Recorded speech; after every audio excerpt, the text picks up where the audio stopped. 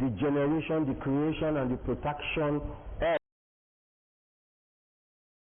the World Health Organization under the United Nations is so big in terms of data, is so big in terms of influence, is so big in terms of coverage, in terms of information as far as the virus is concerned from Wuhan to the United States of America, and then they've not been able to come out expressly to tell us the origination, the true identification, the purpose.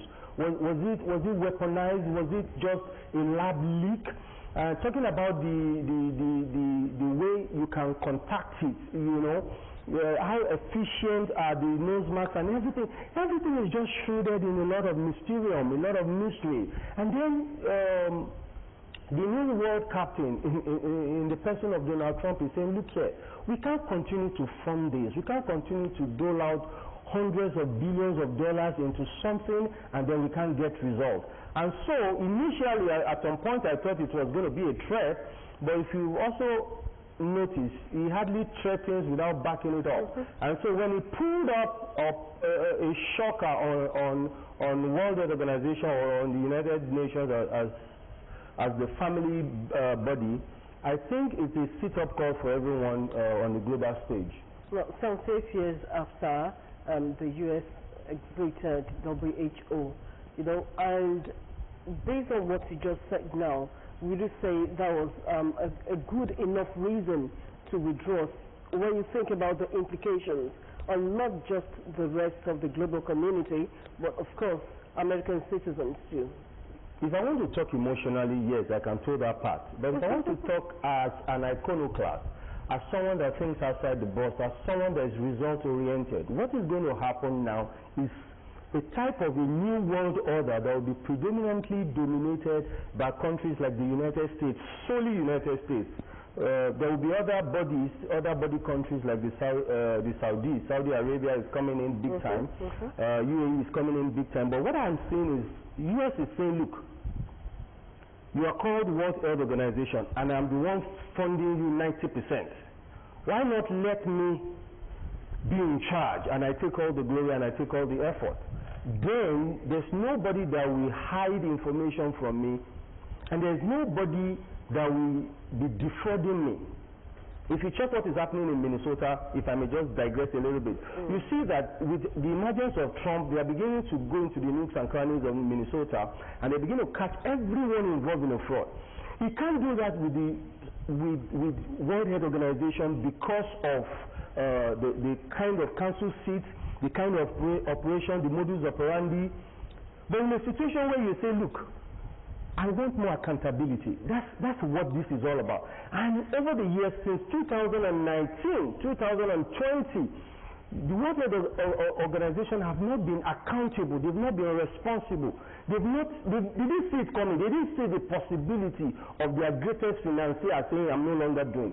So emotionally, you may think that, wow, this is so sad, because the world needs a leader. I've always said that on this podium, that the world needs a direction. The global speed must be meticulously followed. But in a situation where you have a man that is totally different in the way he thinks, result is the name of the game as an entrepreneur. It's not emotion that, wow, why should you do this, why should you not do this? I need results, you're not giving me results, I pull out. Very simple. But do you think, even with the withdrawal now, information dissemination, do you think the U.S. will have adequate information when it comes to pandemics and diseases and other global health concerns? Definitely. You see, the reasons why they were playing a second fiddle in COVID-19 was because there is an organization, World Health Organization, saddled with the sole responsibility of global pandemics. Don't forget, year in, year out, decades in, decades out, there will always be other pandemics coming. In a situation where they saddled World Health Organization with it and they failed massively. If I have the data, the numbers of people that died from COVID-19 is enormous. in hundreds of millions, if I'm right. And so that is what Trump is saying, that look, we can't continue to play such a gamble. So I believe strongly that though emotionally we all feel like why should this happen, but truthfully speaking, this is what the world needs at a time like this. What I see happening is a country like China, you see, is strategic for Donald Trump. A country like China will want to step in for influence. A country like China will want to step in for future dominance. And that's exactly what he wants when it comes to World Health Organization. You cause the Wuhan virus, you take responsibility for it. We can't continue to fund you when our veterans, our peer Americans are suffering and they are homeless.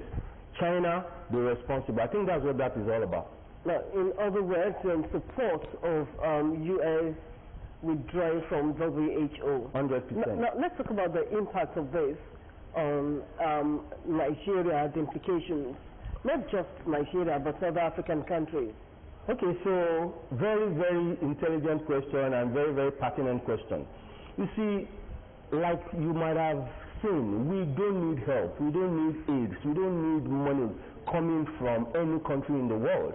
I think it's time we start thinking and we start introspecting and we start generating and appropriating our funds specifically to our needs. When you go to federal medical hospitals here and there in times past up till now, you see foreign aids, you see interventions, you see money coming from the U.S. to build laboratories, to build hospital beds and all of that. The truth is, are we not able to build these things in the absence or in the withdrawal of such funds? The answer is categorical yes. We are more than able if we deploy the right leadership. And so the same thing for the rest of Africa. Africa should understand this is our time, this is our era. We cannot continue to be spoon-fed. We cannot continue to expect foreign nations like the United States, United Nations to fund us, to feed us. We have rare earth materials. We have resources beyond the bounds of any country abroad as far as I'm concerned. African countries that have these resources you're talking about. The truth is, when you begin to look inwards, you begin to realize that whatever you have, you can utilize. How is yam being produced enough with the desertification, with the drought going on there, and then we can't produce here? I think when Africans, it doesn't matter if it's Somalia, it doesn't matter if it's Uganda, if they look inward, their own precedented amount of resources that we can begin to tap. Places we need to look inward. Everything is not about oil. If you think of uranium, if you think of lithium, you discover that they are spread all over Africa, and they are not just about oil. And so the same thing with the solar capacity. Solar capacity is built from certain type of rocks and sands.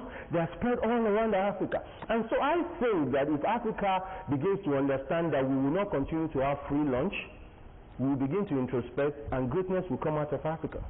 Do you think this will affect Americans generally now? Yes, it will affect Americans in terms of perception, not in terms of result. America has always loved to be the dominant world power, the big brother of the world. In its quest to dominate the world in terms of influence, they've also been duped, they've also been fraudulently attacked in terms of their cash. Of course, I don't mind anybody taking money from America personally, because you know there's a way they do this dollar dominance that indicates that somehow, truthfully, they should be siphoned.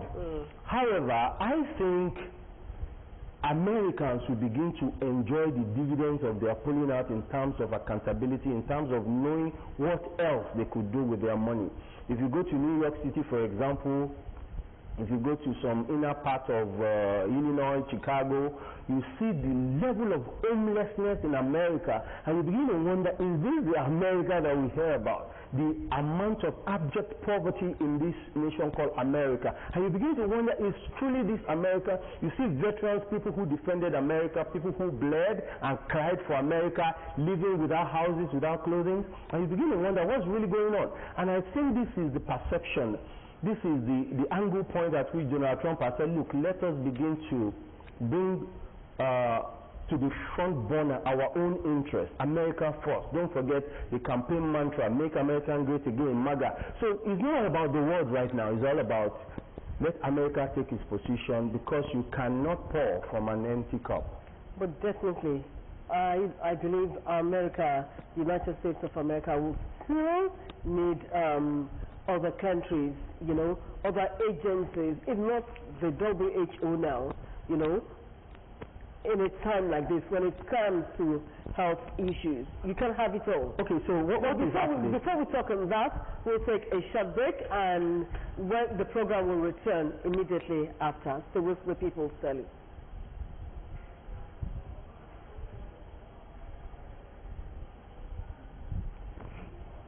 You can't have it all. You can't have it all. There are some information that we need to do. It's not possible. It's possible. It's not possible because they will realign. Realignance, Saudi and America have never been this close before. Yeah. Excuse me.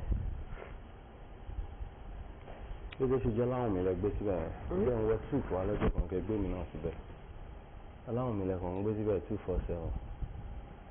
I'm going to riot. I'll do another one. After all.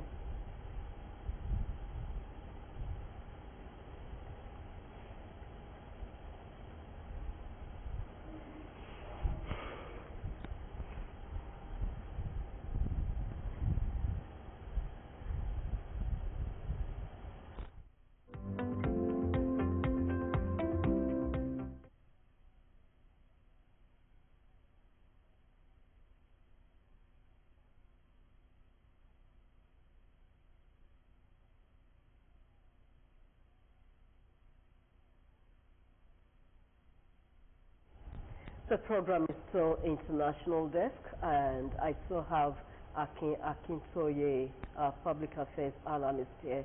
Together we're taking a look at the U.S.A.'s withdrawal from W.H.O, the World Health Organization. He believes this is a fair one, and it will give room for United States of America to focus more on our citizens.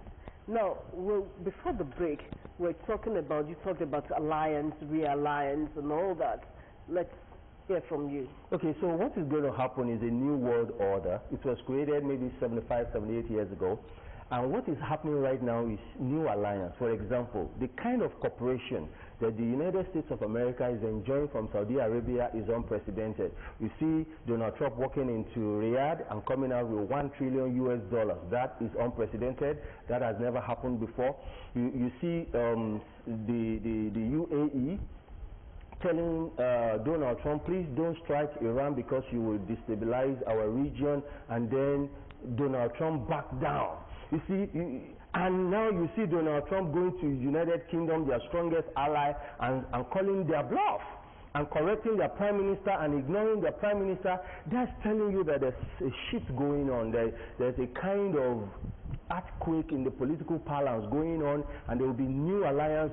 Look at what is happening in South Africa, in the Northeast Pacific, in the Atlantic Ocean. They are having military drill, and China is coming, Russia is coming to join with South African team. Iran is supposed to be there by their constituted power of influence or treaty or alliance, and then they tell Iran, please don't come because of your human rights violations, and they are supposed to be the same body. Don't forget, some 3 years ago we've never had such a thing as BRICS. It's a new alliance. This alliance threatens the position of the United States of America. Don't forget, the United States and the entire West constitute an alliance. But the time comes when the U.S. begins to reevaluate the potency, the competencies of that alliance, and then begin to realize that many of them are spending less than 2% of their GDP or of their entire budget on their military fortitude. So guess what is beginning to happen now? The U.S. is saying, if any country strikes NATO and you will not increase your funding, I will not be a big brother in the room. And guess what is happening? They are beginning to sit up. So I think the U.S. is strategically taking a new position that is unprecedented. The fact that something has not happened before does not mean when it happens, it is wrong. Don't you think China will begin to dominate? Okay, so I think there is a need for the involvement of China in the global space. So what China has been doing is China has been accumulating money and saving money. Accumulating money, saving money. China is not saving anybody. China is not interfering in anybody's war. China is not spending money on anything outside China. And so the U.S. has been... resources. Yes, thank you. And rather, China has been buying states in every state possible. So this is what is happening. Now is a bait for China to come out on the global stage and participate. It's not more of losing influence for the United States. It's more of beckoning and calling on China to be responsible for some of the problems that it created. Okay, accountability. Okay, unfortunately that is all we can, time permits us to take on the program International Desk today. The topic, U.S.A. exits W.H.O. Akintoye believes this is time for China to actually take responsibility for actions, and it is also an opportunity. And it, okay, thank you. And it is an opportunity for countries like United Arab Emirates and other alliance and new alliances are coming up at this moment. We hope this will yield positive results at the end of the day. So I thank you for being a part of the program today. Thank you for coming after a long break. Thank you, Moji. Good to see you again. Okay, that's all we have on the program International Desk for this week. Stay with the People's Tele. We have more interesting programs for you. Goodbye.